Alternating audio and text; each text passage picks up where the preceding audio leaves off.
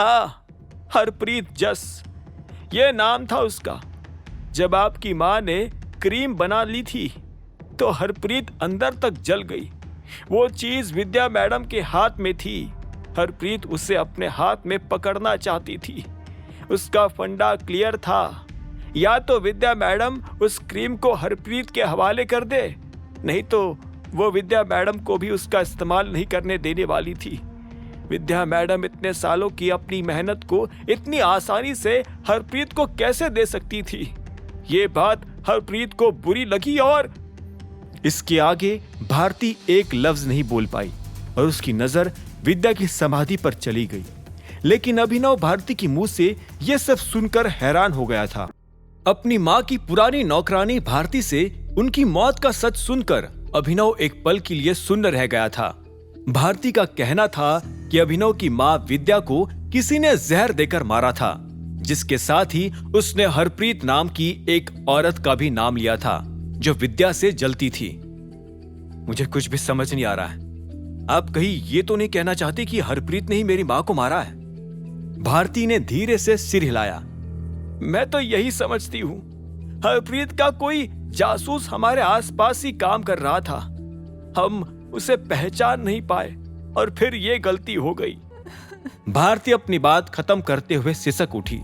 उसका खुलासा सुनकर अभिनव का दिमाग एक पल के लिए थम सा गया था।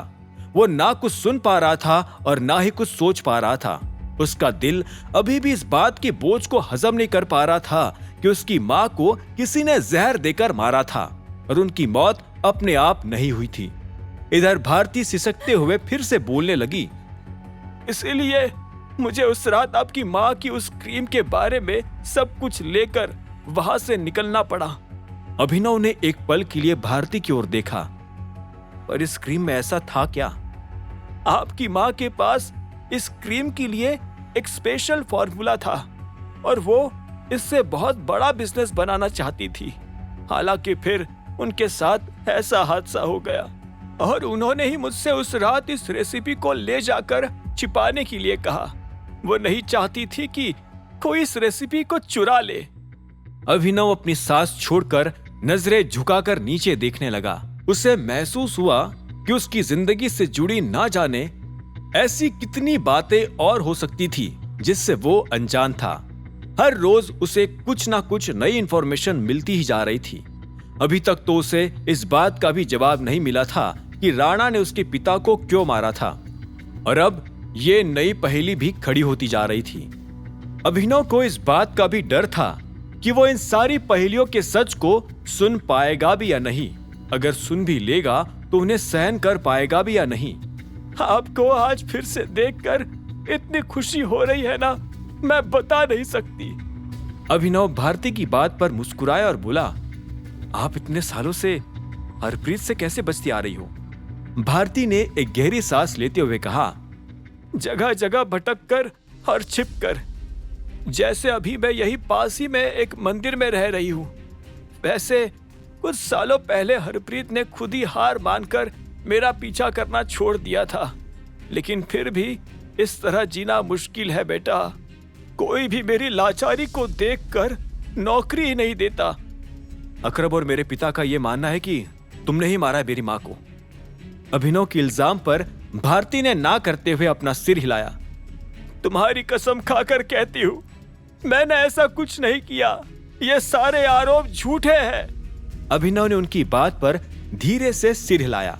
भले ही अभी तक कोई पुख्ता सबूत नहीं था, लेकिन हमेशा की तरह अभिनव अपने मन की ही सुन रहा था। उसने इसी तरह लक्ष्य पर भी भरोसा किया था। अभिनव तुरंत ही अपनी जगह से खड़ा हो गया। वहां से अब निकल जाना चाहता था। उसे ना सिर्फ पहले की थकान थी, बल्कि अब अपनी मां की मौत का राज सुनकर वो अपने दिमाग को भी शांत करना चाहता था। उसे उठते देखकर भारती भी तुरंत खड़ी हो गई। अरे कहाँ जा रहे हो? अभिनव ने उसे एक पल के लिए देखा। घर जा रहा हूं। इस जगह से जितना जल्दी निकल जाऊं उतना बेहतर होगा। रुको, तुम्हें वो बॉक्स भी तो देना है। भारती ने कहा। नहीं, मैं उसका क्या ही करूंगा। मुझे अब जाने दीजिए प्लीज।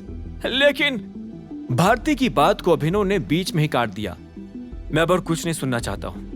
मैं जा रहा हूं। अभिनव पलटकर चला गया और भारती उसे देखती रह गई। आगे की कहानी जानने के लिए देखें अगला एपिसोड सिर्फ पॉकेट एफएम के यूट्यूब चैनल पर, और द रिटर्न ऑफ टाइगर के सारे एपिसोड्स को सुनने के लिए डिस्क्रिप्शन में दी लिंक से डाउनलोड करें पॉकेट एफएम ऐप।